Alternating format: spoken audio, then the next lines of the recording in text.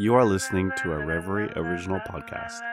Please download the Reverie app to get the best in queer film, TV series, music, and podcasts. Stream out loud.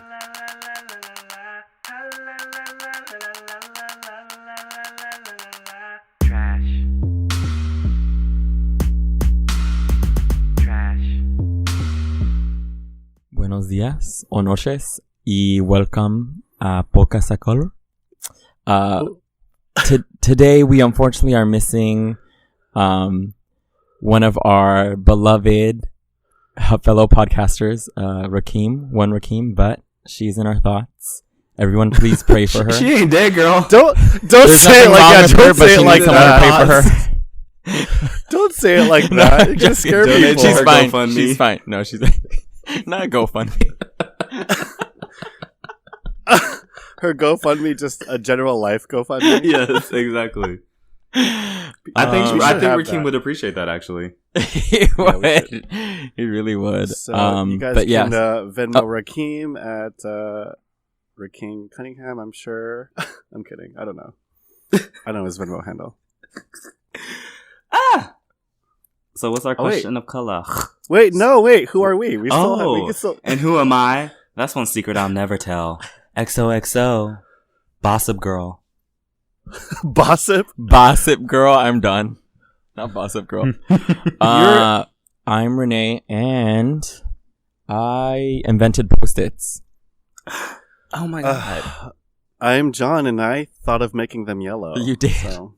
Ooh, I did. We love inventresses. We need that businesswoman special now. The inventress special. Two inventresses and a huntress. Because you guys know I'm the hee-haw huntress. That's a triple threat. Yeah, yes. Destiny's Children. But when we get to the reunion, it's over. It's over for you hoes. It's over. So the question of color, the cock, you want the cock base? I want the cock. I'm actually okay. You know, wait. I'm actually like all the hip hop girls are saying cock now, and I'm with it. You're with it. I'm with it. Like I'm not opposed to cock anymore. I used to be like strictly dickly, but you know, cock is sounding kind of hot these days. I feel like cock is just so ubiquitous that like I'm picking up on the cock a lot. Cock is on everyone's tongues. Picking it up. It's a hot new trend. So the question of color this week is, what were your Pride highlights? And or interesting moments. The New York gay and the San Francisco gay can talk about that. Oh yes, I like that. Go first. I feel like you had a positive weekend, girl. Okay. I mean, I had a mostly positive weekend. Mostly. So it was my birthday, and then it was also happy birthday. and then it was also my best friend's birthday the next day, and it1 of your best friends? One of my best friends. That's right. That's what I meant. One of my best friends. And our birthdays usually tend to fall on Pride, San Francisco Pride and New York Pride. So yeah, it was nice. You were here for your birthday 2 years ago, huh? Yeah, exactly. Yeah. It's cool. It was cool. We had we were on a party trolley at some point. I don't know how this happened, but we ended up on a party trolley. I saw that. Which was interesting. But so, on the way over there, wait, for us uncultured swine, what is a party trolley? So basically, a friend of ours who is like a performance artist, rented out a trolley, brought on 2 giant speakers and a DJ, and played like reggaeton basically. Dang. And we do that in San Francisco? I mean, yeah, it requires money, and they have the means because of their artistry, I guess. Yes. But yeah, you could do that, and it was cool because we went around the whole city, which is pretty small when I compare it to like LA, and danced reggaeton and got really drunk. Wow. So that was cool. There was an interesting moment where we were heading to catch the trolley. We were going on the Muni, And so my friend grew up in San Francisco, is a local, and basically watched like a lot of her family members and friends get pushed out of the city as it was being gentrified. And the bar that she grew up singing or lip syncing at, performing as a drag queen, was shut down because the locals could not go anymore because they weren't there anymore. They were pushed out, basically. So she's very frustrated at the state of San Francisco right now, understandably. And so when we were on our way to go catch the trolley, we're getting on the Muni first, and like the Munis are packed. Like this is just how it is. Like the Muni is kind of like a train, like a subway. And they're going to be packed because, there's hella people coming to the city. And, there's people in their business suits that are like grossed out by like being in close quarters with other people. And they just like want to take up room and then not make room for people. So the Muni stopped. She opened the door and like nobody was like scooting in. And she was like, there's enough room. She's like, I know it's packed, but there's enough room for y'all to scoot in so that we can get on the Muni. And nobody was scooting on, nobody moving. And she was like, could y'all please just scoot in so we can get on? And nobody budged. So she was like, so the door started closing and she opened it. She's like, okay. She's like, if you're not moving, we're not moving either. And we're staying here and I can do this all day. And somebody was like, I just heard someone say like, or you can wait for the next train. And then they got into it. And so it was, I don't want to gender them because I'm not sure what they were, but they were male presenting in a business suit. And then started smacking Raina around. And like tried, and try to push her off of the Muni. And I like jumped in and I got like right in his face and I was like, you don't want to do all that. And like, as soon as I did that, like he stopped and he kind of like recoiled and then like was like trembling and then started texting somebody. And it was really weird. Like I saw him texting like, please respond. Something's happening. Like it was weird. Why people love to do that? Is this dude, yes, it was. And I was so nervous because I was just like, oh my God, this dude's going to call the cops. And then it's going to look like, even though he started it, right, it's going to look like, and he's like in his suit. And right, stuff, right? Exactly. So. It's going to look like and Raina is gender nonconforming, but it's going to look like two brown boys attacked this defenseless white man or whatever. Yeah. I mean, you even saw what happened with that. I always keep forgetting his name. It was that guy who got into the altercation with the white guy because his dog was like being aggressive. Mm-hmm. And then they ended up killing the brown guy. Oh shit! After he called the cops on him. Yeah. When his dog was the one that was being aggressive. Yeah. And so I was super nervous because I was like, shit, like if he's calling the cops, like we should run off right now. And even if we did get away, like they would be looking for someone and then start harassing people. Mm-hmm. So I was super nervous. The rest of the ride like was fine. He just stayed there in this corner and was like fine. And all of a sudden when that fight broke down, there was room for us, and then we got on. But yeah, it was just really interesting, and it was weird to think like it made me kind of like come into this thing of just like, oh wait, like because I present as this way, like he really felt like the liberty to be like, oh, this like, femme young person with like long hair and like I can smack her around and she won't do anything. Which first of all, I've seen this friend beat someone up who's about 3 times their size.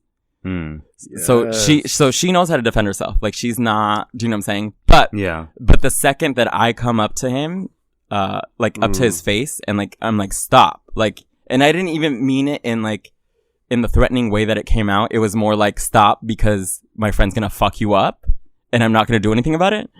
Right. But like immediately he like he was like, oh shit, like, I don't want to fuck with this dude. But I mean, use that male privilege, so good for you. I mean, yeah. So I was just like, yeah, it was just kind of it's a weird thing, and it's this annoying thing, and this will go into like maybe the story later of like these white folks coming here, taking up a lot of space, not understanding like the rules or how the locals work, and then trying to use the police to kind of get their way. So. Yeah, but anyways, that was an interesting tidbit that happened this weekend. Baze, are we just doing one thing? Yeah, I would. Yeah. Oh no. I mean, you can go. No, girl, keep going. Tell us more. What happened Friday night? What happened Saturday night? What No. happened I want to do one because for the most part it was positive. Outside of that, it also just made me think like it made me think a lot about like gender nonconforming trans folks and like how much they have done for, you know, pride and why we have pride. And like someone like Geneset, who I believe it was 2015, was at the speech that Obama was giving, and a bunch of like wealthy gays were there. And she started calling out and like was warning them about the people in detention centers. And 3 years ago, she was warning us, everybody, about how bad it could get. And like all these like really wealthy white gays like laughed, and like when she was escorted out, we started clapping. And like this is where we're at now. Yeah. And it's just like trans women of color, they always know. They always fucking know. They're the ones warning us, and like, do you know what I'm saying? And it's just like, well, because it affects them first. Right. And, you know, because people in like positions of privilege or people that benefit from these things don't like really care, then it's just like off the shoulder. Yeah. So, but anyways, go ahead, please. I'm trying to think. I mean, you know what? I would say that right now I'm still like coming down for my weekend. So I feel like everything, like almost all of it was positive. Like the whole weekend was positive. I can't really think of like one particular thing. It was just like constantly being around, you know, my friends and constantly meeting new people and realizing, you know, that I am finding my New York family. You know what I mean? This weekend. Oh, okay. Here's one thing that stood out for me. So Friday night was the Ladyland Festival. This Lady Fags party.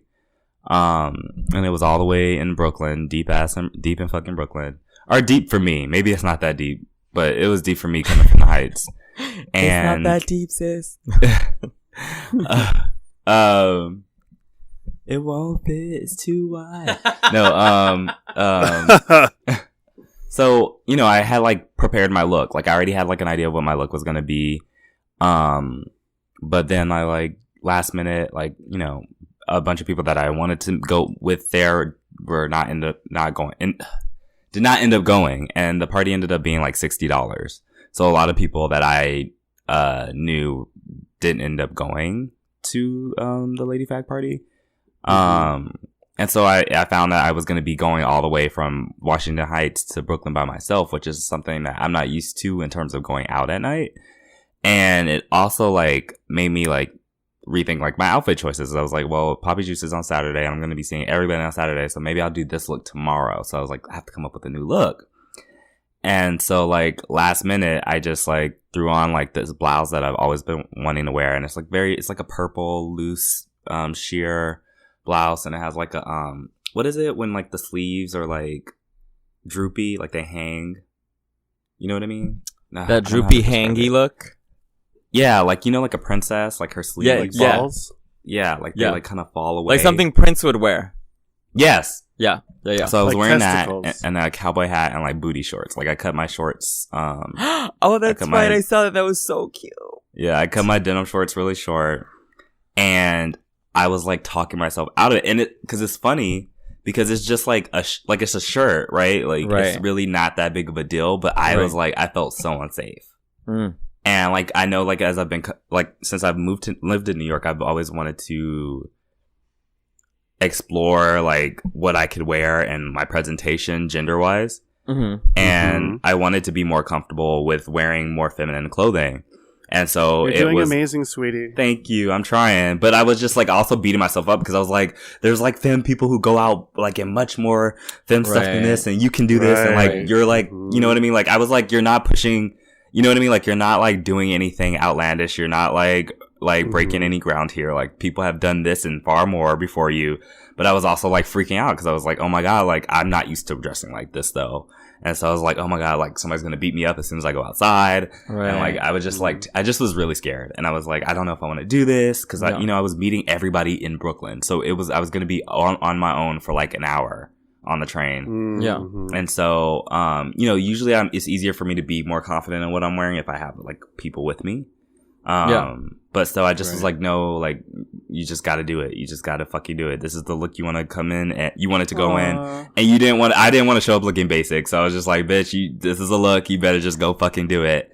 So I like literally like it was like I forced myself out of the door and like walked down the street. And it was like this weird feeling where like I felt like I could not make eye contact with anyone, but I also had to like be confident because I felt like if they could see the weakness that they would pounce on it. Right.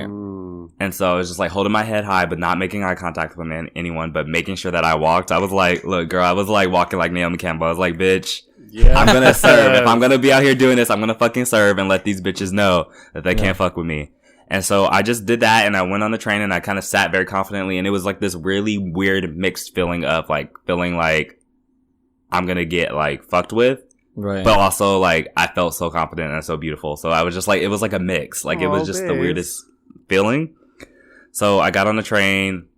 This woman sat next to me and stared at me the entire time. Oh. People were staring at me on the train. It was like, it was really awkward, but I like tuned them out and just like focused on like, I put my music in, I listened to my music, and that really helps me like, separate myself from everyone around me. Yeah. Same. And was just on the train. It wasn't like, I don't know. I didn't necessarily feel like anybody was going to do anything, but I was also like, I didn't know. You know what I mean? Like, you just never know. Right. Yeah. And so, like, on the train ride down, I was like, just sitting on the train, it was fine. And then I got to Brooklyn, got off the train, and I was like walking down the street, and again, was like walking by people, and it just, I'm not sure that people were paying attention to me as much as I felt like they were, because also this is New York, but also like I did feel it. Yeah. But I don't know, One of my friends actually who has lived both in the Bay and New York has said that the harassment and stares and everything is, interestingly enough, worse in New York. Really? Yeah. She's told me, she's like, yeah, it's really bad there. And it was weird, like, I was on the phone with her once when she was walking around with her partner, and they're both, pretty femme. And like her partner was just walking out of the market and then just got socked in the face by somebody. Oh my God. Just randomly. And being like faggot and then just got socked in the face. So like, I mean, that's all real. And like, it is pretty fucking scary. So. But also like, I'm a bigger guy too. So like, so like, I like feel like that obviously like played a huge part into me like not being fucked with. Yeah. Yeah. But for me, it was like I didn't feel like that. You know what I mean? When I was walking down the street, I felt like the smallest person like in the world, while at the same time feeling like the biggest person, because again, the confidence boost. Yeah. So it was really just a strange feeling, but I was walking and then I ended up walking past these two guys and they were like, oh, hey, are you like, you're going to the Legoland party, right? Because like they could tell, like obviously by the way that I was dressed, and I was like, yeah. And they were these two Iraqi guys that had moved here like 5 years ago, and they were like, oh, well, can we follow you because our GPS isn't working? So my GPS wasn't working. I mean, their GPS wasn't working, so they just followed me, and like we just talked on the way there. And they were like saying so like, cool. Oh wow, that's so cool. Yeah, and they were like, wow, I wish I had like come dressed like you. Like they were like talking about how basic they looked, and I was just like, oh. So then I got to the party and like I ended up like seeing like there were so many celebrities there. I got really fucked up. I was dancing in the rain because it started raining in the middle of I think Kim Petras' performance. Oh shit. And we were just all like dancing in the rain. It was like it ended up just being a huge like a blast. Like it was so much fun. What a cool pride I saw so many people that I knew, and shout out to, I actually do want to shout out like a white person.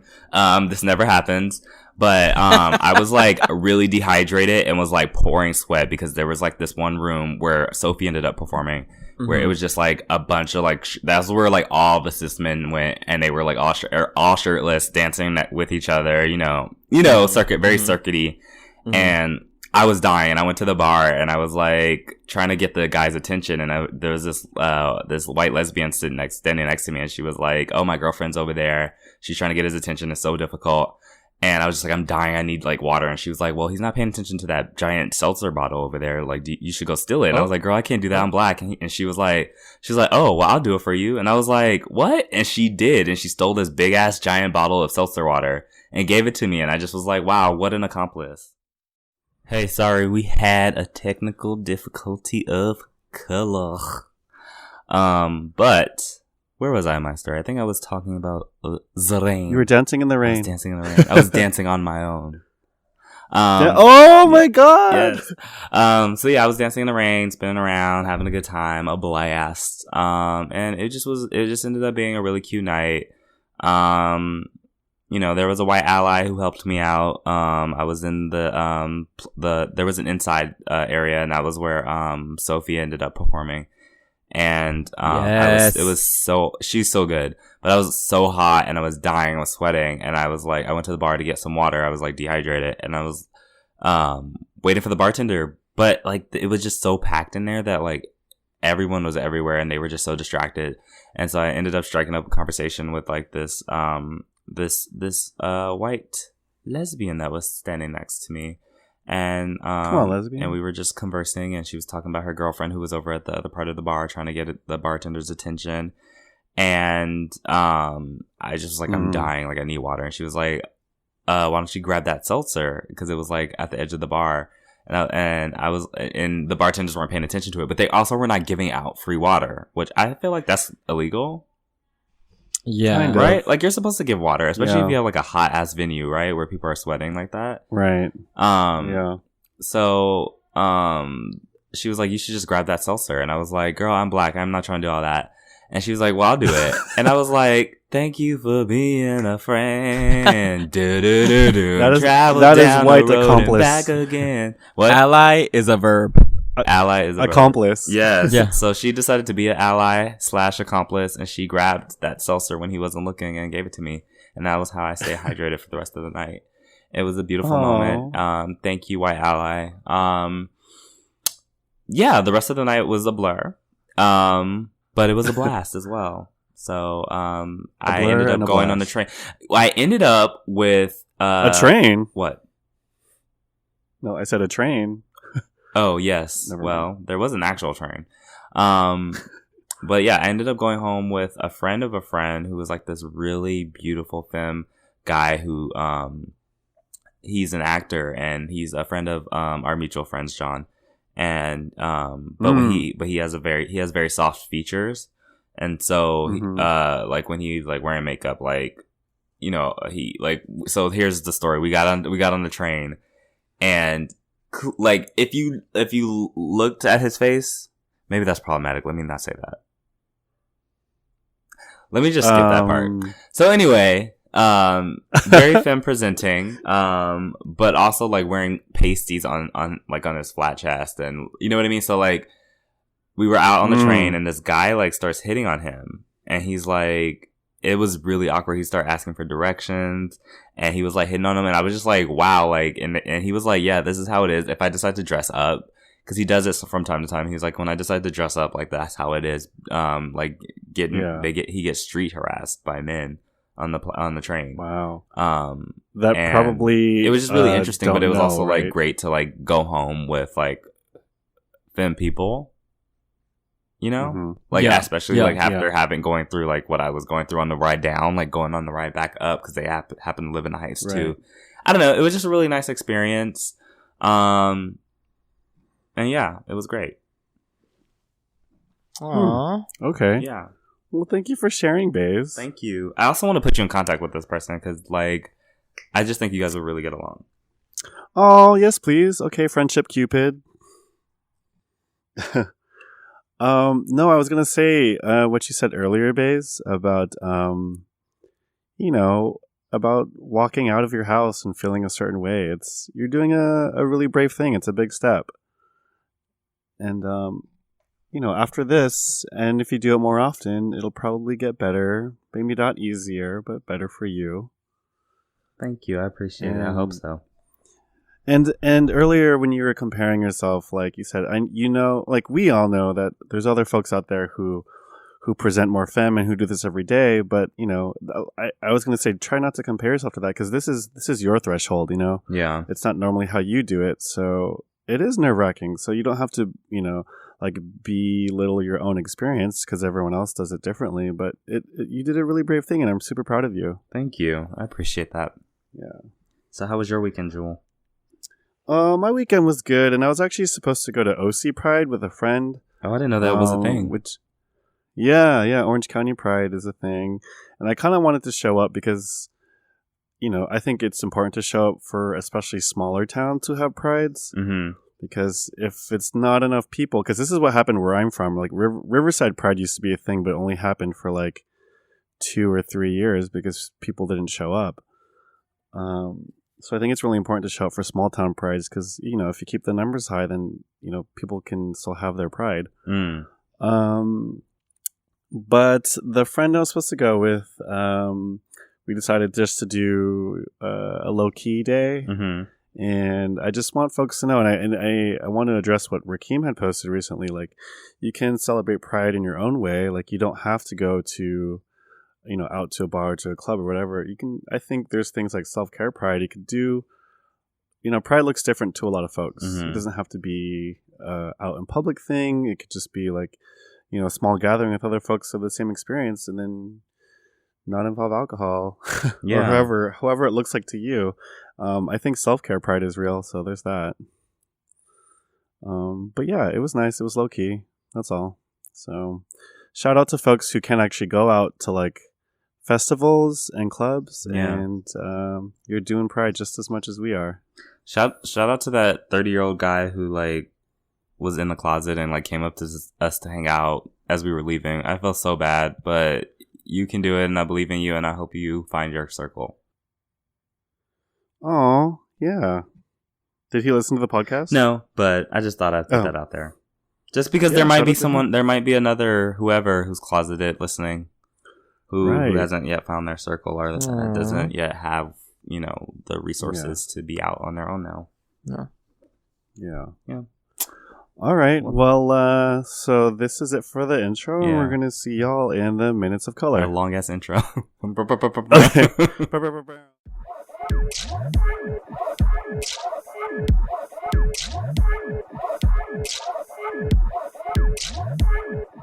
Hello, and welcome back with Minutes of Color. I don't know where I was going with that, but anywho, there was a lot of hoopla and an uproar over the most recent episode of Rupaul's Drag Race. So, who wants to describe what happened? Because though I did actually watch, this is like the only time I've ever watched RuPaul's Drag Race. I did actually watch the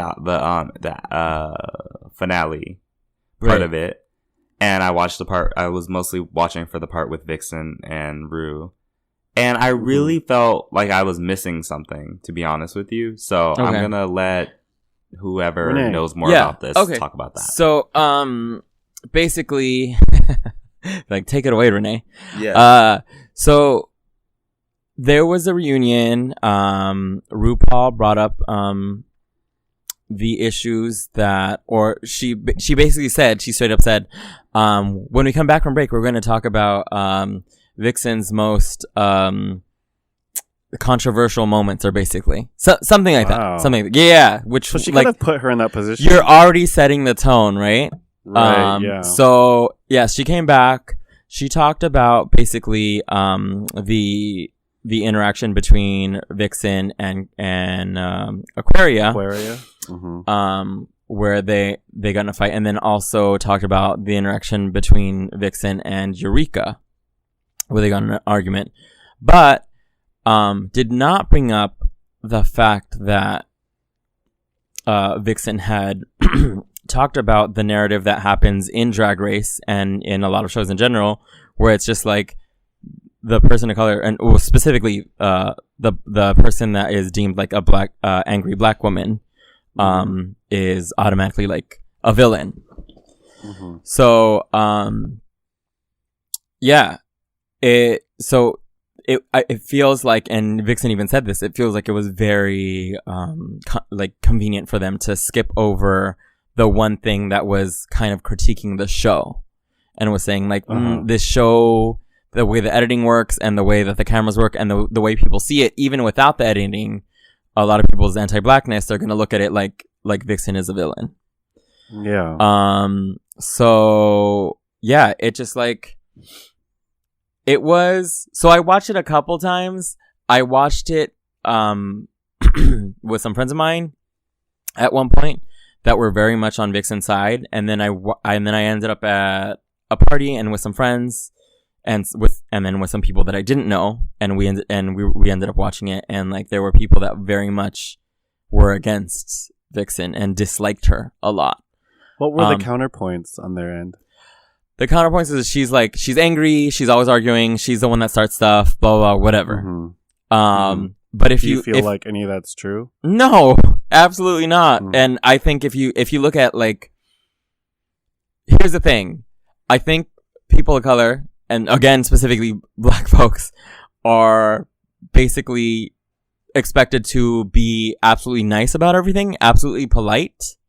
And if they're not, then automatically you're angry or mean or a villain. Yeah, and that's why I felt like I wanted to take a step back, because everything I follow Vixen, or no, I don't follow the Vixen on Twitter. I need to. I've been seeing them on my Twitter, and they like, a lot of the shit that they say is like, they talk about on Twitter is real, and like, I agree with. However, watching that episode, I felt like I was lost. Like, I felt like it was just so much drama and I didn't know where it was coming from. And I did think like, okay, like, she's doing a lot. Right. And you know what I mean? Like, I like even seeing that interaction with her and the what's the white girl, the white Southern one? Eureka?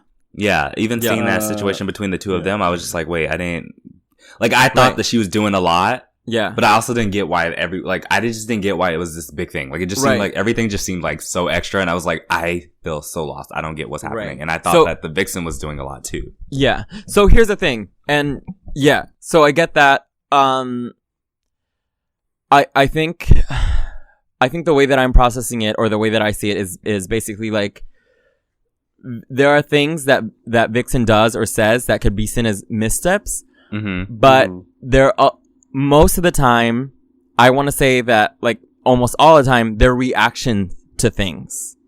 So it's just like her reacting, like, I feel like a lot of times she's not allowed the space to react to something emotionally. That, like, if a white girl was reacting to something or was angry about something or upset, then it's like, oh, like, like, let's humanize her under this lens. Yeah. But with the editing, if it's like a black woman that's angry, justifiably angry about something, then it's all of a sudden it's just like, oh, like, you're super angry, or like, you're just starting all this drama. So, let me ask. So, I did see some clips. What do you think with Rue's counterpoint saying that, like, she's coming from the same place because she's also a black queen, and that coming into this is like coming into someone's house. Like, she invited her back in, like, this reunion, so she could speak her piece, and then, like, her. Oh wait, I don't know if you got to this yet, so sorry, but so the Vixen walks off. Yeah. And Rue's comment on her walking out is that, like, it's basically rude to be invited to someone's house and then walk out when you're given the opportunity to speak. Right. How do you feel about that? But here's the thing. If you're invited, like, let's say if you're invited to someone's house or whatever, but then you're being basically like framed in a way that, like, makes you out to be a bad guy every time, and then you're expected to apologize for things that you don't believe you should apologize for, then yeah, I'm going to walk out of the fucking house. You know what I'm saying? So, like, no, like, I totally get why she would do that. Sorry, go ahead. Go. I was just gonna say, that part didn't bother me. Like, she was like, that part I was just like, I was snapping, because I was like, she ended it right then and there. She was like, I came here to do this. Yeah. I came here to talk to my fans. Yeah. And this is not going in the direction that I needed to, so I'm out. Bye. Right. And that's her right. I thought that was perfectly fine. No, for sure. Yeah. And here's the thing, too, is, like, RuPaul, like, I get what RuPaul was saying, like, you have to, like, do this, do that, whatever. But the thing is, I think RuPaul has a very different way of interacting with the world. And I think RuPaul is very much, I think a lot of people of color in like in the entertainment industry or like in any industry that is ruled by white folks, which is most of them, right? Right. You kind of come to like this crossroads where it's just like, I'm going to continue to be who I am and like say and like speak my truth and like, you know, even if it offends somebody, or I'm going to think more about my career and how far I can go and whatever, and start to edit. Such a good point. And start to edit myself out, like down, so that like, you know, I can go further. And she even said, she's like, you have to learn how to act around people. But what she didn't say is, you have to learn how to act around white people and like how and how to be palatable to them and pleasing to them and basically coddling them for the way that they treat you. And I think RuPaul and I think a lot of the people of color in the industry, unfortunately, because a lot of the people that we know about are big because they've had to edit themselves and they've had to like pare themselves down to kind of be palatable to like these white executives or whoever or producers or whatever around them. And so she's a pageant queen. That's right. And so she's basically said like, I made it. Look at me. I made it. But it's just like, not everyone processes that whole thing. Like not everybody has the capacity to be like, okay, let me just like be super nice and super sweet. And like, cause a lot of the things, like when I think about like the fight between, Vixen and Aquaria started because Vixen called Aquaria out on her bullshit and her lies when she was telling Miss Cracker, oh, it doesn't bother me that, you know, we have the same drag, when like an hour before she was in the other room being like, Miss Cracker like copies all my looks, blah, blah, blah, like all this. Do you know what I'm saying? And Miss Vixen was basically like, if you're talking shit about her behind her back, she deserves to know how you feel in her face. Even if she did that in a nice way, like, even if she was still super polite about that, she would be seen as somebody who's causing drama. When all she wanted to do was say, this queen is on the show. She deserves to know what you think about her. If you're calling her a copycat, she deserves to know. Do you know what I'm saying? Right. So, well, now she knows. Now she knows. And she's still, and if you see the reunion, Miss Cracker is still very much upset about the fact that Aquaria was going behind her back and talking about her.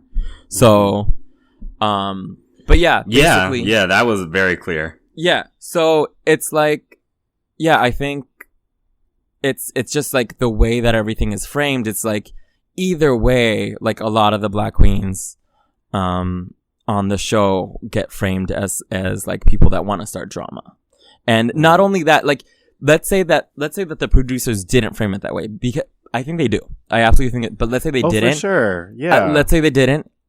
Like watching the show with people that I didn't know and the way that they're reacting, like it like I know, and like even seeing the fans' reaction, it was like just people's own anti-blackness is just there, and so it's just like they're going to process it that way anyway. Do you know what I'm saying? Yeah. Right. So the agreement, which everybody was like ready to like, what's the Black queen that was like saying that she was handling wrong? No, the one that wasn't defending her. What's the name of the one that was defending her? Well, I don't know either one of them. The one that was defending her and that broke down and started crying, that was Asia. Okay. Who and what was the other one with like the curly red hair? I think Monique. Yeah. Oh, yeah. So when Monique was like saying what she was saying, it just it actually annoyed the shit out of me because I was just looking at everyone else's reactions and it just no. You're talking about, I think you're talking about not Monique. It's fuck. I need to think of her name. What was she wearing?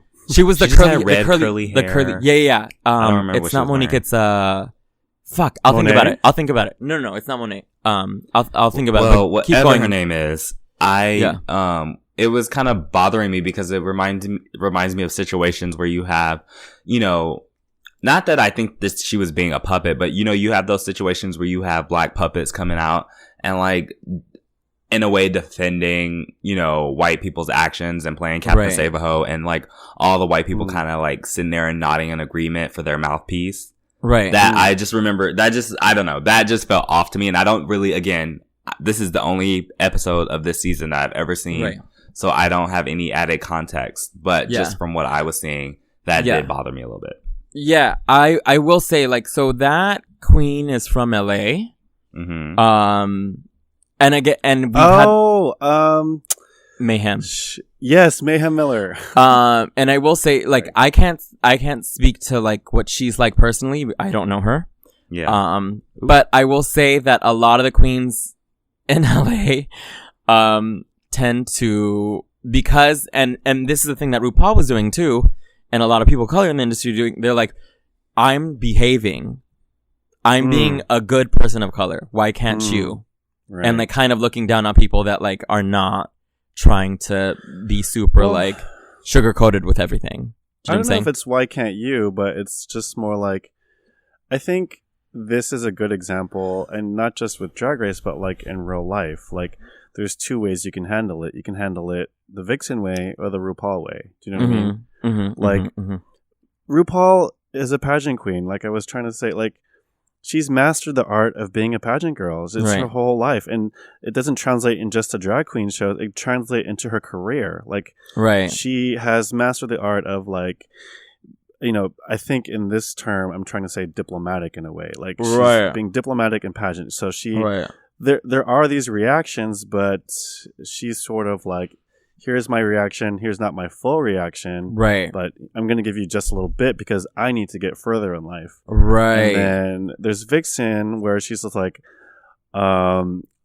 she knows what's at risk, but she doesn't really care. She's going to be like, here's 100% me. Right. And I'm not going to be pageant. I'm just going to be 100% me. And like, I respect both of those methods though, because like you'll get different kinds of results. Do you know what I mean?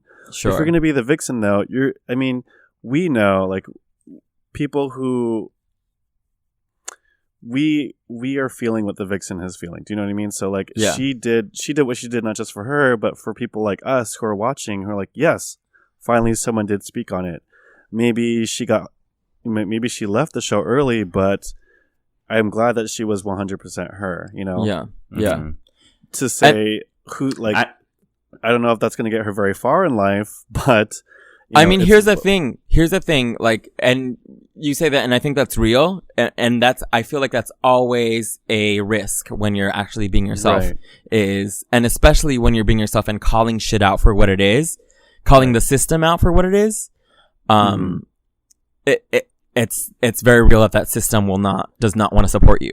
You know, right? Because if you think it's not just Drag Race, we have these problems at our own jobs. Like, what do we do? Do we say what we want to say, or do we just keep our mouths shut, but like sort of give a little bit of a reaction? You know what I mean? I will say that it seems like I think this is the first season that I've seen like a big wave of support for the person that's usually thought of as the villain.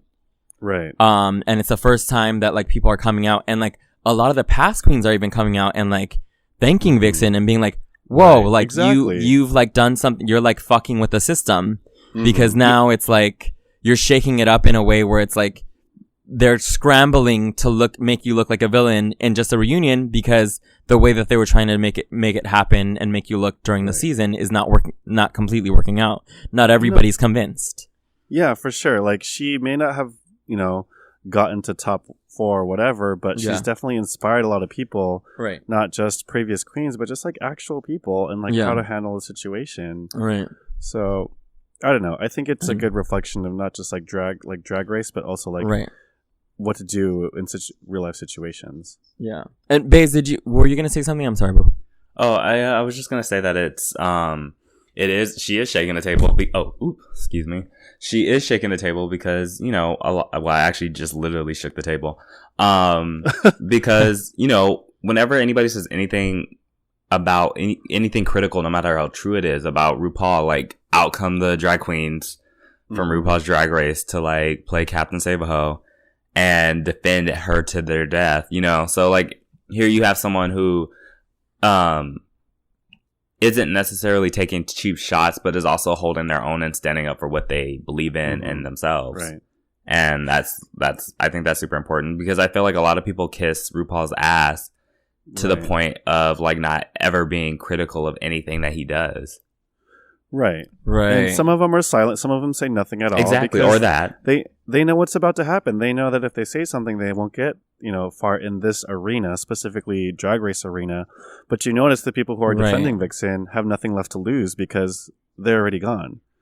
Yeah. So, I mean, you could see which queens are playing what side, because you could see which way they're trying to get into in their career, especially in this like World of Wonder career. Yeah, and I love Asia for standing up for her and for actually arguing with Ru. I was like, oh shit, like, because most of these girls are scared of her. Yeah, mostly because I mean, it's she came out on Billboard magazine, right? In an interview, or not Billboard magazine, Billboard. Asia. Yeah.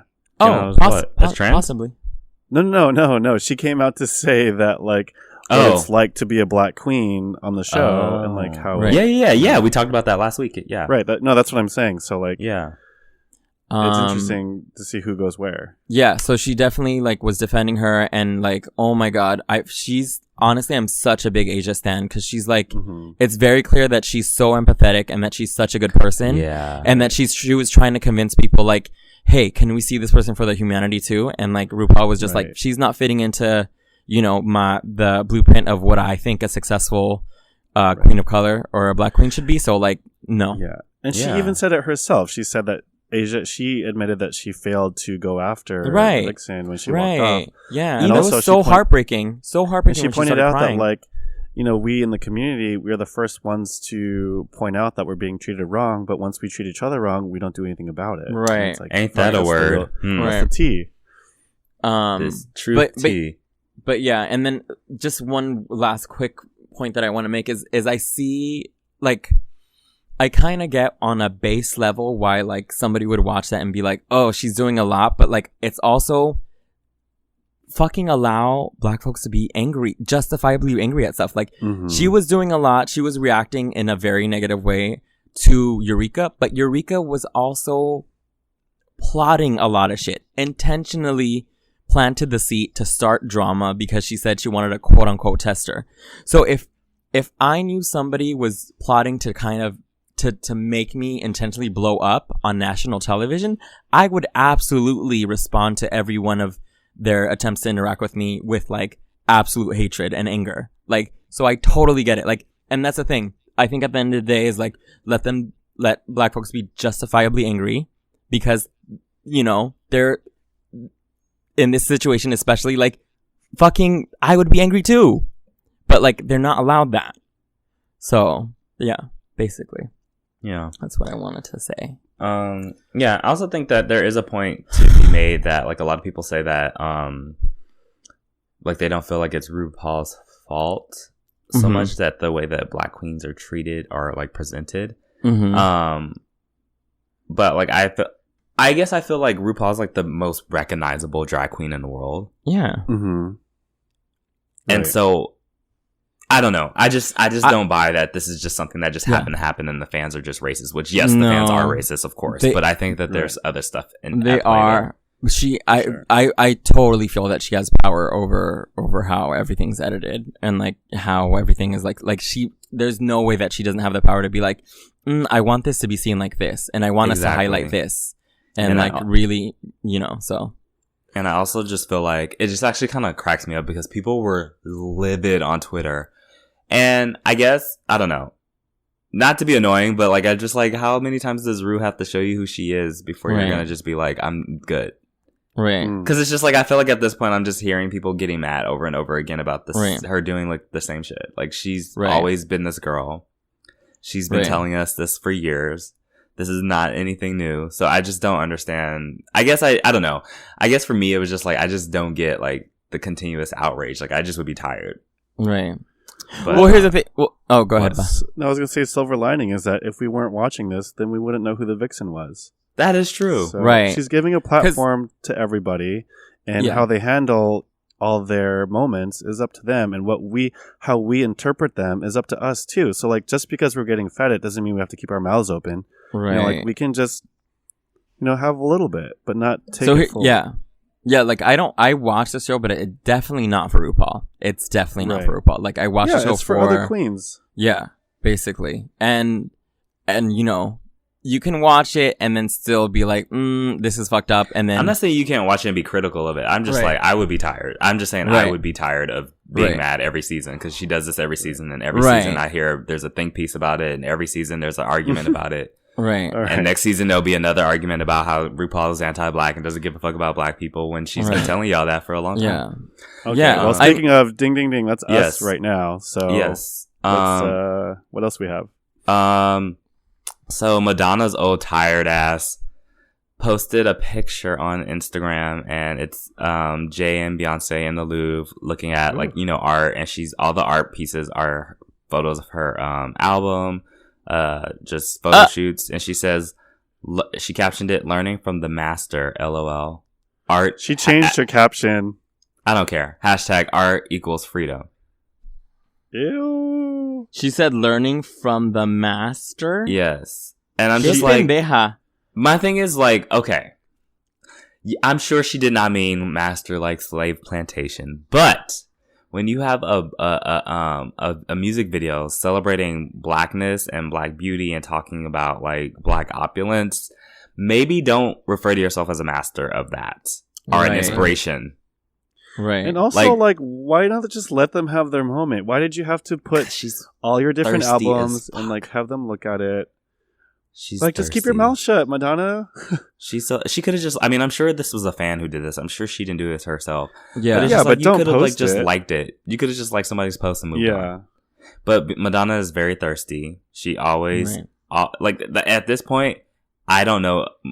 I don't think I can name one, like a virgin. I can name one Madonna song, but I can name all her controversies because she's so damn thirsty that she will take any kind of attention no matter what.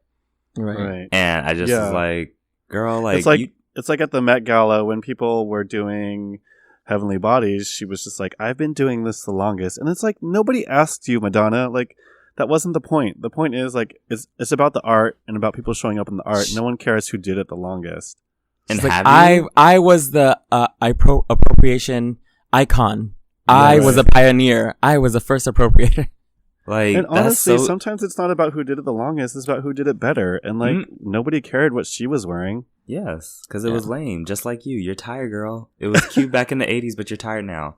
And I'm not saying saying that to mean like she needs to go quietly into the night. But like, you know, like. Well, I don't know. I guess you can't compare her to like Meryl Streep or Helen Mirren, but I'm just like, those are two people that like were excellent at their craft, and I will give Madonna that she was excellent at her craft. Mm. She was great at her image, and she was great at publicity. What? Just let it go after that. Let it. No, go. it's just, and it's not even like, it's just, I guess she's just like so obsessed with like shocking people, and it's just not shocking. It's like, no, it just looks out of touch. You know how and like I think this TV shows. Oh, sorry. Go ahead. No, go. I was gonna say some TV shows they go on long enough to where like they're in their 20th season, but it starts sucking after like the 10th. You know what I mean? Mm-hmm. But like they just want to stay in people's eyes, and like what they should do is be like the other good ones who took a bow at like 7th season and just end on a good note. You know what I mean? Yeah. Like Madonna could have ended on a good note and not like been so thirsty. But see, I don't feel like she even has to like end it. Like there's nothing saying like, I hope Janet Jackson never stops making music and performing. Like I love Cher. I love Barbra Streisand. It's not that I feel like she necessarily needs to go away. Like I said, I don't think she needs to go quietly into the night. I just think that she needs to have some tact and some couth. Right. Yeah. I think what's going on with like a lot of like 90s celebrities, like a lot of people that are big in the 90s, like they're so used to like being controversial and shocking, and like that's what got them their like attention and fame and stuff, that they try to do it now, and it's like so out of touch. And just like their politics, like I can think of Madonna, RuPaul, Roseanne, like just everyone that's just like, if I think that like it's hard as you get older, it's harder for you to kind of start learning from people that are younger, right? Or learning in general. Like you're kind of like stuck in like, oh, this is this is the belief that I created in my formative years, and that's it, and that's how I'm gonna keep that. But like the most interesting, I think, icons are the people that like continue to learn, and we're okay, and like we're okay to like listen and like admit to their mistakes. I think one of the most important people is Angela Davis, who said like a lot of these people that are like really radical in their politics, they're not listening to young folks, and that's what a lot of people were doing when she was growing up. So she's like, I've learned to like learn from younger folks because they're like really doing a lot of the work and and you know, dealing with a lot of the changes in culture. So yeah, I just think when you're like, I remember, do y'all remember when Madonna posted a photo of her and her kid and she said, Nigga, me with my N-word. Yeah. And I was just like, what? Yeah. And on then Instagram? Yes. And then she changed the caption and she's like, get off my back. Like, whatever. It's my Instagram. And it's just like, girl, like, you really, really like, there's something about celebrity. And this is why white people need to be heavily vetted before they're giving children of color. Right. If they should be even given children of color at all. Right. Oh my God. That's such a good point. And so, yeah, like, it's just like, you know, don't be stuck in your ways. And I'm hoping that if I make it to that age, that I'm like constantly learning from other folks and not being like, okay, like this is it and this is what it's like and that's it. Yeah. All right. Go ahead. But yeah, I was just gonna say, to be honest, like there's nothing about her last great album was Ray of Light, and that's only because she was trying to be Bjork and chasing Bjork around, and Bjork wanted nothing to do with her, and has said so publicly. So, but anyways, that's it. Yeah. Okay. So real quick, Nicki Minaj's BET performance was a hot ass mess. It was weird. Here's why it was weird to me. It just was weird because she like when she did Chun-Li, she had like all these Asian girls dancing with her, and then as soon as Chun-Li was over, like this like wall comes down and all the Asian girls are gone, and it's just her dancing with like her black dancers. It just felt very like holla back girl Gwen Stefani. Yeah, and I was just like Asian no, girls girl. are your accessory. Yeah, it wasn't cute. It wasn't cute to me. To all the people on the left that are like poo-pooing everyone who is ostracizing Republicans, members of this administration at restaurants and wherever they're at around the country, y'all suck. Like point blank period. You suck. Like it's just like the Republicans are being absolutely horrible. This administration is just being like completely reprehensible, and we have like actual concentration camps now. And your response to people like making these people responsible for the shit that they're doing and like calling them out while they're out and about in their daily lives is to say that this is wrong and that we're supposed to be better than this. Like, fuck going high. Like, there's fucking concentration camps around the country right now. Like, there's no going high above that. Like, you know what I mean? Like, how do you still decide that it's worth more to be polite than it is to fight against violent oppression? Right. And very visible violent oppression. Right. And and the folks in power and the folks that are benefiting from things and don't actually feel the repercussions to these things are the ones that always are saying like, expecting oppressed people to be polite about their anger or be polite about their fucking oppression. And it's just like, it's not a polite thing when like, that's not how that works. Yeah. Right. And it's not a polite thing when like kids are being taken from their parents and like put into fucking cages. That's not polite. So like, why should the reaction be?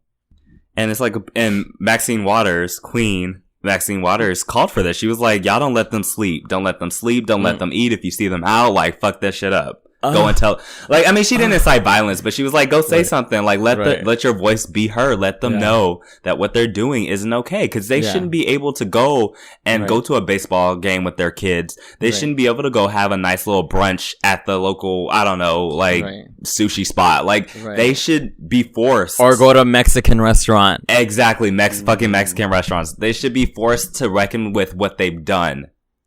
They don't get to just walk off the stage and then go back to being a normal person. Like, these are decisions that they made, so they have to pay for that shit. And so, for all these people to be coming out and, like, speaking out against Maxine Waters, especially Democrats, like, who the fuck are you? Do you even realize who your base is? Right. And why you lost this last election? Democrats because are of so shit boring. like this. Y'all are the fucking worst, and you're not worth a goddamn. So predictable. So boring. Yeah. But yes, we stand Maxine Waters. Fuck. Thank you. Maxine Waters. Right. Thank you. Hopefully, come on, Podcast of Color. And then real quick, last thing. Fuck Michael Lucas. Michael Lucas is I think he's a log cabin Republican. He is in charge of Lucas Entertainment, CEO. Wait, I don't know, whatever the fuck you call him. Yeah, the guy in charge of Lucas Entertainment is a Republican? Yeah, you didn't know that? No, I had no idea. So wait, Michael like as in like the Star Wars stuff? No, the porn. Lucas. We're talking about the porn. Oh, my gay porn. Oh, so he released a video, a movie or whatever, and it's called Black Cocks Matter. No. So they changed the name to Black Cocks Rock, but the fact that you thought that was a good idea to do in the first place is mind blowing. Yeah. Like in the current political times that like these times that we're living in where black men and black women are being killed by cops, and this movement, this political movement was started because of that. And your response to that is to fetishize black men. Trash. So anyway, just to I mean that's not only Republicans though. But well, no, I'm not saying that. He's right. I mean, he's a white gay, so like, you know, right. That is very common amongst that sect. But yeah, in general, like I remember, and this speaks volumes about my taste in men. But a white ex of mine during the blackout, you know, the Tumblr blackout where everyone gets a post, or black folks gets a post selfies to feel empowered. He was only reblogging the selfies of the photos that he wanted to fucking. He was like, damn, like, ugh, like, and it was just like, this is not what this is for. That's not what that's made for. And it's just like, you don't humanize black folks by fetishizing them. That's not how that works. It's not like you're not angry about how they're treated just because you want to fuck them. Like that's not, you're doing some fucked up shit yourself. And the idea that wanting to fuck us means anything at all, like at all. It means absolutely nothing. Right. It does not mean you're not racist. Exactly. So anyway, fuck Michael Lucas, fuck Lucas Entertainment anyway, because on top of that, like there's like that whole site has like really bad reputation for the way that they treat their models anyway. Right. Like, you know, giving them prep, like that they just got, I don't know where the fuck, nobody knows where they're getting it from. They're just handing people prep. They're injecting them with, what is this shit called? What's the shit that gets your dick hard? Viagra? No. Yes. It starts with a T, right?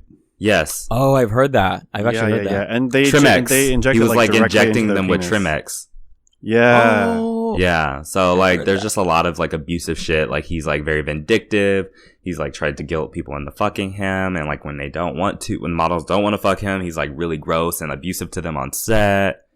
So yeah, just so fuck this Michael dude is Lucas. fucked up like in multiple ways. Exactly. Yeah. So anyway, any last like, does anybody have any like good shit? Azealia Banks tried to sneak out to Pride, thinking that nobody would recognize her. Wait, Baze, do you want to talk about what happened? No, yeah, go for it. No, okay. So basically, she went on live on Instagram and she was like, hey y'all, like, my wig is really fucked up right now. So I'm gonna run to the store really quick, but none of my friends are here, so I'm gonna go on live. Hopefully nobody recognizes me. And she's walking around and like, she's like, oh my god, this wig. She's like super embarrassed because it's like, it looks like it's like kind of tattered. And then she's like, oh, well, you know, hopefully nobody will recognize me. And she's like drinking her like Starbucks, and then you hear someone in the background be like, 212. And then oh my god, no. She's like, no, it's not me. No, dude, I fucking died when somebody went up to her face and was like, excuse me, Azealia, and she's like, no, it's not me. It's not me. And then I'm like, and then she ran across the street. How are you gonna say no? It's not me. I'm not me. Like, what the fuck? And when she was running, and the girl was running right next to her, she's like, what did the girl say? She's like, don't play yourself. We know it's you. She's like, it's not me. Oh my god. She's like, girl, I gotta get my wig glue. I'm out here to get my wig glue. It was the cutest thing. And it was just the funniest thing that like, It's like Pride, girl. It's gay pride, and right. you're from New York. Like, people are gonna recognize you. Speaking of Pride, one more good thing.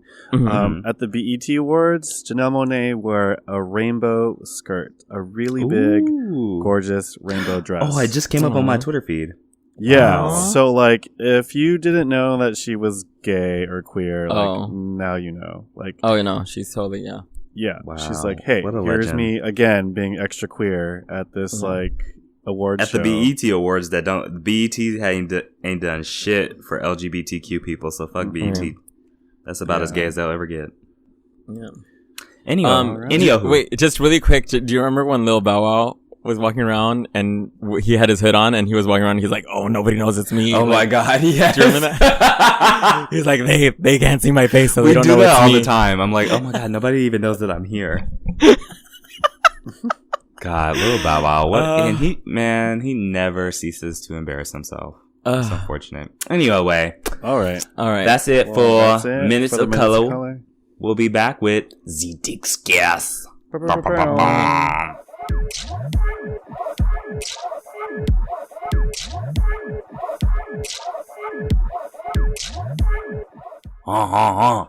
And welcome back to the discourse. I'm struggling to find this article, but I remember reading one, and it was about it was a trans woman, and she was talking about going from, you know, living life as a gay man to being a trans woman. And she said, oh God, sorry, that's my neighbors. And she said she feels like more gay men would transition if they had the balls to.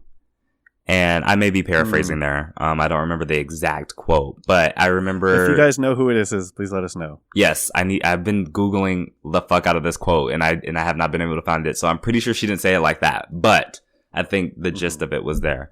And it really made me think and question where I am with my gender, and just kind of wondering, you know, where you guys are with yours in terms of,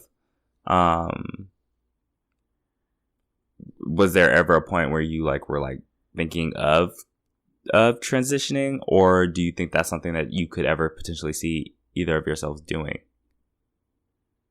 And if you're uncomfortable with that question, you do not have to answer. Okay. Who wants to go first? I mean, I can go first, if that's okay. Yeah, go. And I don't think, you guys aren't strangers to this, and I think most of the listeners know by now too. I think I've expressed a few times that, yeah, if I could do it in a way where, and this is kind of like a really shitty thing to say because no one is guaranteed this, and that's why I salute everyone who does live their truth and goes through with the experience. But if I knew that I could do it and be safe and be unclockable in a way, then yeah, totally. And I've thought about this even as a young kid. I didn't really know what gay and trans was when I was younger, but I did know that, I would back when I was going to church, I would pray to God that if I wake up, I wish I could be in a girl's body because this body is not right. And my experience is not right because I'm attracted to men. And I actually, from the last episode when we talked about, with our surgeries, I had someone talk to me about how saying clockable is a problem, and I admit that, and I want to take that back and say I think that of course all forms of transitioning are valid, whether or not you do hormones or do surgeries or not. If you are trans, you are trans enough, and I can't say that enough. But for me personally, yeah, and I think all forms of trans are beautiful as well, but for me, if I were to do it again, for me, I'm speaking for myself, it would have to be in a very specific way.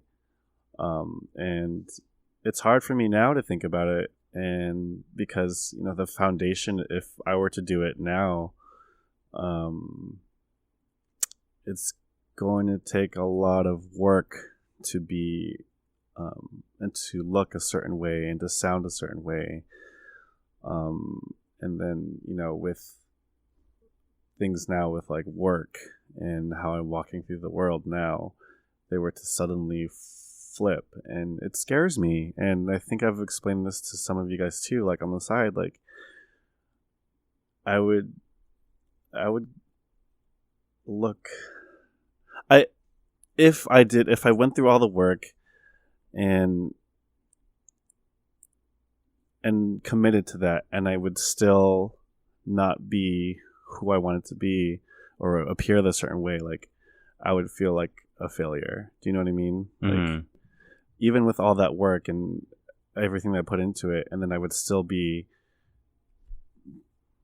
perceived a certain way and be treated a certain way, I don't know if it's worth it. And so that's something that I think about even now, and I still think about all the time, because I salute everyone who does it. And I, back in my last job, I was actually helping folks with their first day of hormones, and I would get a little emotional for them because I'd be so happy for them. But for me, like inside, I would feel jealous, and I would feel like a hypocrite as well, because I'm telling them that they can do it, but I'm telling myself that I can't. And it's fucked up on me. So I'm looking at myself like, you can do this, and you do. I mean, now I'm living on my own. I have the accessibility to do it. Like, I have access to it, but it's like right there, and I'm scared to do it because I don't know the outcome. And that's just like any action or anything that we do. We don't know the outcome and if it's going to be safe or not. But this is like a huge risk that I am not sure I'm willing to take. And so, yeah, when I hear someone like this statement, it rings very true to me specifically, because yeah, if I could do it, I would, but I don't have the balls. And at least not right now. Maybe later in the future, who knows? But maybe I sometimes get envious of people who did it, who started younger, or whose foundation is a little more softer, and their transition is, not to say easier, but it is a little faster in achieving their goals. Like, I mean, I'm just going to say, like, let's take, for example, Caitlyn, like hers was like, it wasn't overnight, but she had the ability to disappear from the public for a while. She had the glam team. She had access to all these things. And when she came back, she achieved a very certain, it was very planned, It was like, and she has the capital. Yeah. And she has the capital. She didn't come back until she achieved a certain look. And like, when I mean come back, it's like she didn't come back to the public eye. And like, if I could disappear for a year and like work on this, yeah, I would do it, but I can't. I have to live my life every day. And like, just like Baze was talking about walking out of the house, like looking a certain way, it would be like that every day. And not just that, it would be like the transitioning would look different, and it would be gradual. And I don't know, it just scares me, to be honest.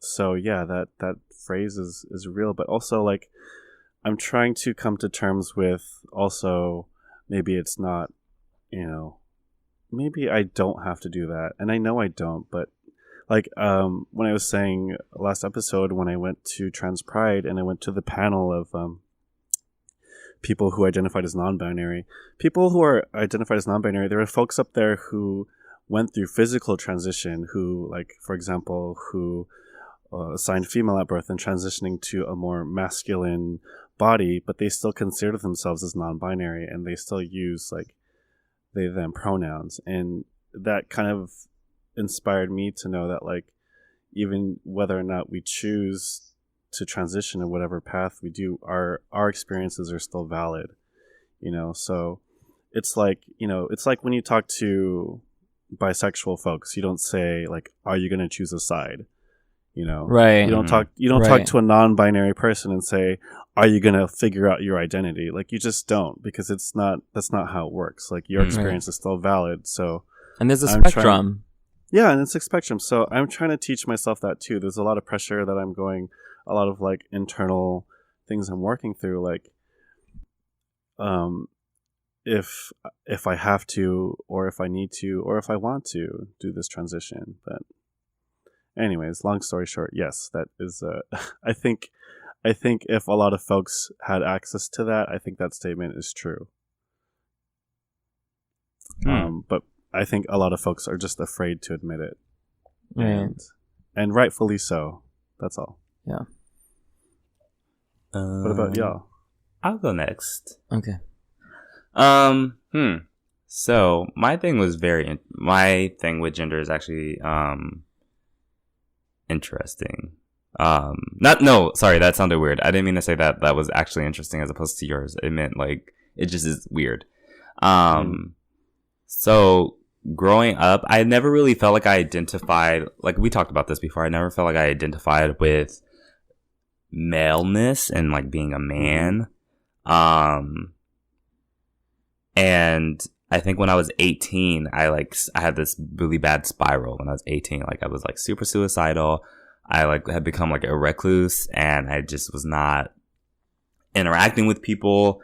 I didn't really talk to my friends. I didn't spend a lot of time around my family. Even like my close cousins that I spent a lot of time around, I was not around them very much. And I was seeking a way out of all of that, and I was feeling suicidal. I had not yet gotten to a point where I was like attempting it, but like I was just like very close to getting to that point. I was literally on the precipice of it. And so I just remember like seeking anything. Like I was on the internet and I was constantly seeking anything, and I'm a very impulsive person. And so like I was reading about gender identity, and like I had found this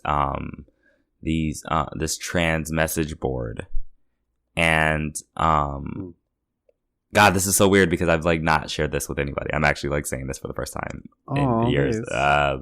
And I found this, this trans message board, and like was talking and conversing and like with people, and I think I felt like I did also just kind of jump into it because I was like, okay, this is it. This is the thing that's gonna fix me and make me feel good about myself. And so I just, like I said, I just jumped in. I went to the doctor. You know, I was still on my mom's insurance at the time, 18 years old, like just graduated high school. And I was like reading about like, I was like, okay, well, like I just need to get on hormones and what I'm going to just do. And I just was like, this is what's going to happen. And I'm just going to transition. And I was like, I'm just going to, I just like jumped in. Like, girl, it was not it was the best. So I was just like, okay, yes, I'm just going to do this. So like, I was like, I went to the doctor. I found out that there are roadblocks and gatekeepers and that you have to go to therapy. So I was like, okay, well, I'm going to go to therapy. The first person. Baze. Yeah, I know. I'm telling you everything. So the first person I had to like do this 3 times, and this is funny because it really is like finding a therapist is really like finding like a partner. Like you really have to find somebody that you really click with, because you can't just go to anybody. So the first person I went to was like this I want to say this Asian lady was like in her 30s or 40s, and I was like, I forgot we were talking about defending yourself, and I was like, if somebody hits me, I'm gonna hit them back because I'm defending myself. And she was like, well, you know, I teach my kids not to use violence. And do you think that maybe it's because of your background? And I was like, ooh, okay. So I'm not coming back here. I never saw her again. Wait, I'm dumb. It didn't click for me. Because I'm black? Oh, okay. Yeah. Sorry. That's what I was thinking, but I wasn't sure. Yeah, no, you're good. So that I never went back to her. Immediately went back to Kaiser, sought out another therapist. This guy was gay and brown. So I was like, okay, this is going to be good. Yes. It was not. No! He told me that, he was like, well, first he told me that I needed to dress up first before he would be comfortable with actually thinking that I was trans. What the fuck? He was like, if you had come in here in a wig and a dress, then I would have been like, I would have believed it, but you didn't do that. So he's like, I don't think you're trans. And like at the time I was a virgin, and he was like, oh, I just think you need to go hook up with some guys. I think that's what needs to happen. That's what he told me. So I was like, oh, okay. So I didn't go back to that guy. The third time was the charm. It was actually some old ass white guy, but he ended up being amazing and like really listening, and like he let me like lead things. And I like lied to my mom. I actually had to go all the way to West Covina for this from Torrance. Took the bus. Oh shit. Yeah. So I told my mom I was just going for depression, which I was actually, because I was like super depressed and like semi-suicidal. But so then like I went to him, and then eventually I was on like blockers actually for like oh my god, Baze. yeah, I went full in. And then like when I really started, I really like was like sat down and was really thinking about like what I was doing, and I my life started to get better. Like, not by much, but it just started to get better. I got into school, and I was like, I was becoming a little bit more productive. And I had more focus. I got back into contact with one of my closest friends who I hadn't talked to in years. And so my life started feeling like it was coming together, and I didn't really necessarily feel like I needed this as much. And it didn't change the fact that I didn't feel like I necessarily identified with maleness or manliness or whatever, but right. But I think I just was like, wait a minute, I'm doing a lot right now. Like, I don't know if this is the route I really want to go down. I don't know if it is the route I want to go down. I don't know if I'm ready for it right now. And so I kind of took a step back from that. So would I have transitioned? I almost did. But do I think I would now? I don't know. I like, and it's funny because I think about like the way that I feel about my gender now versus how I felt about it back then. And like, there was like that point where I would have like given anything to be referred to as she, right? Like that, that felt like super validating, right? But now I guess I don't feel like I need all that to happen for me to be called she. And I don't necessarily feel like I need to be called she either anymore. Like, you guys use she and me. You guys use she and he, right? For me. Mm-hmm. And we all kind of switch with pronouns with the way that we talk to each other. And right. refer to each other. And so right. like, I guess I've just been like, I guess I kind of just like put it away and was just like, I don't really need to do all that. And then I think I went more in the route of hypermasculinity. But then I've now since like come down from that. And I feel like now I'm just trying to like, just be comfortable with like, maybe I'll like, wear a blouse today, Yes. Or, maybe one day I'll wear a dress. I really don't know.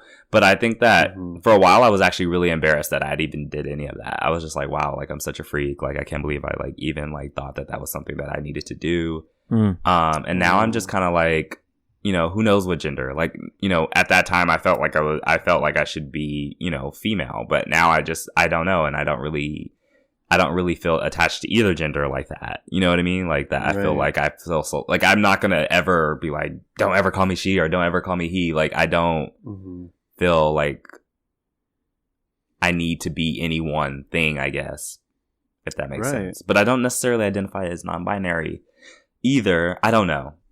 Gender is weird. It's got a lot of things going on, and I'm just kind of just going with whatever. If people want to use she, they can use she. If they want to use he, they can use he. But yeah, I'm just gonna kind of just go with what I feel comfortable with. If I want to do something, I'll do it.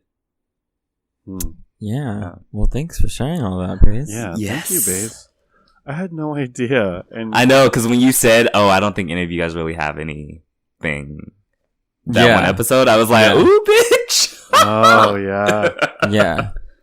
Yeah. And that's another thing. It's just like, it's hard to like, with queer folks, I think there's always, there's a chance, and you never want to assume that somebody isn't struggling with something just because they haven't vocalized it. Yeah, that's a good point. Yeah, so I knew, and I'm just gonna segue really quickly, but like I knew like a couple years back, Grimes came out and was like, I really, I hate Sophie, and I hate that Sophie like is using a female name when she's a man. Grimes said that? Well, okay.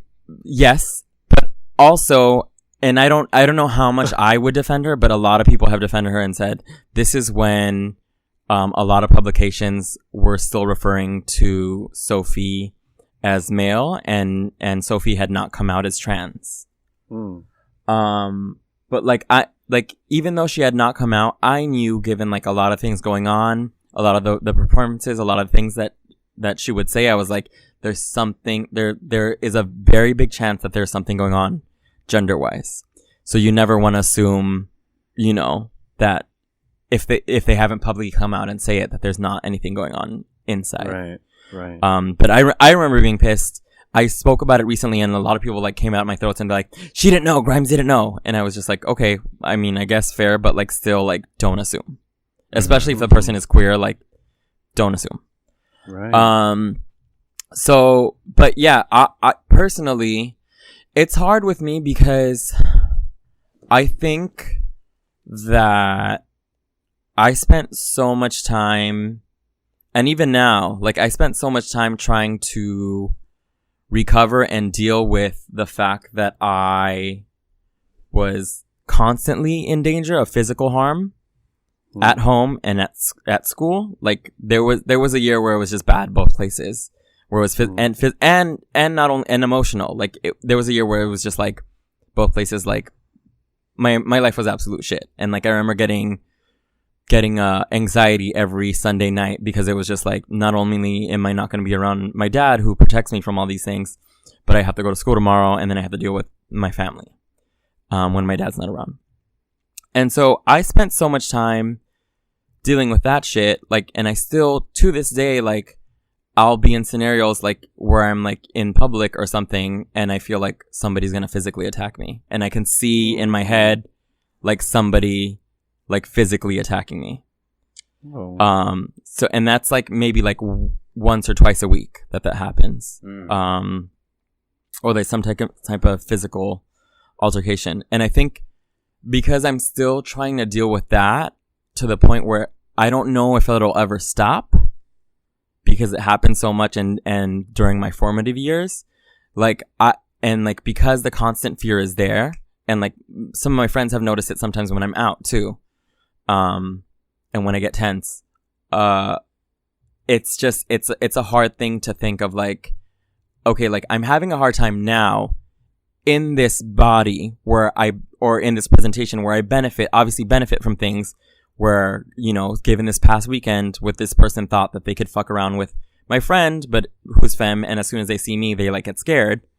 Like, I'm already struggling in this, basically in this like shell that like I don't know how I would be able to deal psychologically with going all the way out there. And I've noticed, because I do notice a lot of people being like, oh, like, you're mask, or like you're just like a cis dude, or, you know, stuff like that. And like, I get the presentation, I totally understand it, and like I've noticed, like, when I sat down and thought about it, I'm like, why am I doing this? Like, what's going on? And I've noticed that I've like picked up a lot of things. Like, I'm dressing and acting a lot of times in public, and like on first appearance, the way that the people that like that created physical harm for me did, as a way to protect myself. Do you know what I'm saying? Like, if I put this like image out of the people that beat me up or that like created harm, then like it's less likely for me to be harmed again. Yeah. Right. So I've noticed that I did that. But then also, like, a lot of the things that I felt like, and a lot of the women in my life, who I grew up with, who were like very understanding and like very like soothing and like all these other things, all those things I picked up internally. So I did this thing where like I picked up the things where like the toxic masculinity thing on the outside is there. But the softness that I've always wanted from people, that I was missing as a kid, most of the time I picked up, and I'm trying to, even though the outside is maybe for some people a little like, whoa, like I want the softness to be like in here, or like, you know, the welcoming to be apparent. So yeah, it's just like, it's hard, and it's hard to, honestly, it's hard for me to have even, I'm not like, and y'all know this, I'm not even comfortable in this body, like, at all. Like, I'm very, very uncomfortable in just, you know, existing in general. So like, so, you know, I don't know how I would be able to go through, like, if I can, if I can, yeah, exactly. If I could barely handle this, like, yeah.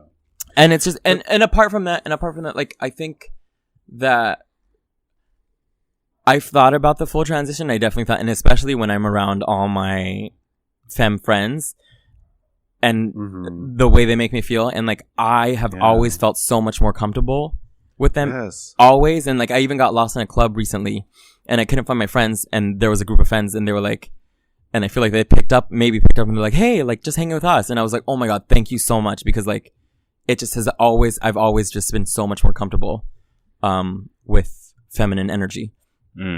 And I like, yeah, but even as a kid, like, I've thought about the full transition, but like, I almost think about like just androgyny in general. Like, I think about Prince or my problematic fave MIA, or like, or people that are like, kind of like, they're not like fully one side or fully the other. Do you know what I'm saying? Where they're just playing around in the middle.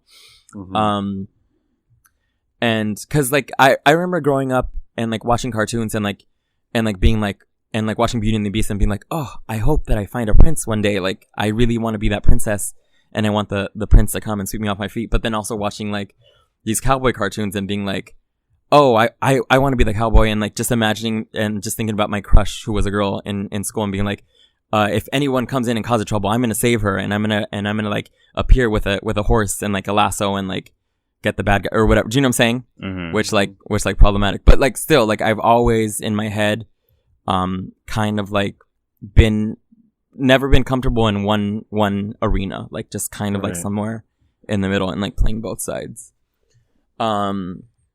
So yeah, it's again, it's like, I want to figure out this gender thing, but like the trauma is like here in the way, and I feel like I can hardly even lift that. And until I can lift that, then it'll lead me to another separate set of stairs. Do you know what I'm saying? But like right now, I'm just having a hard time even lifting that, and I don't know if I'll ever be able to, because it's been a long time since that shit went down, and like I still almost like on a weekly basis have to deal with it. So, but yeah, wow. Oh, Renee, what a healing I'm so glad you shared that. Yeah.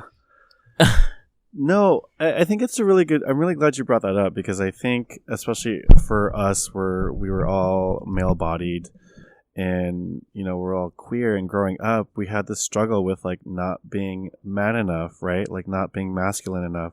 And so what we do is we've tried to like assimilate for whatever reason. Oh, sorry. Go ahead. For like protection or whatever. And now that we're all older and we've found our, like, we've sort of tried the masculine road.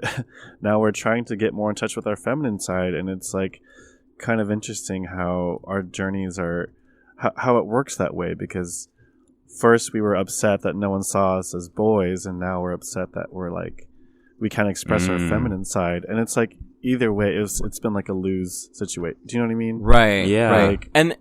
And that's another thing too, is I've always struggled, because I always thought like, do I not feel like a man and just because I'm gay, or do I not feel like a man because I actually don't feel like a man? And it's a hard thing to kind of to like distinguish the socialization from what you're feeling internally.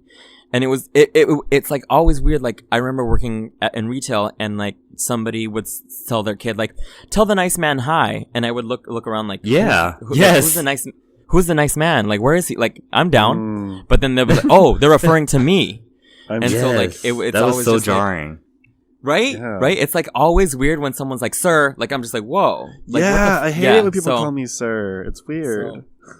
But yeah, anyway, does anyone have any final thoughts?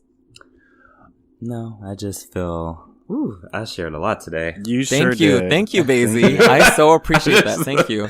Yeah. That was a lot. I mean, I'm a little shook at myself. Yes. Oh, no, but girl.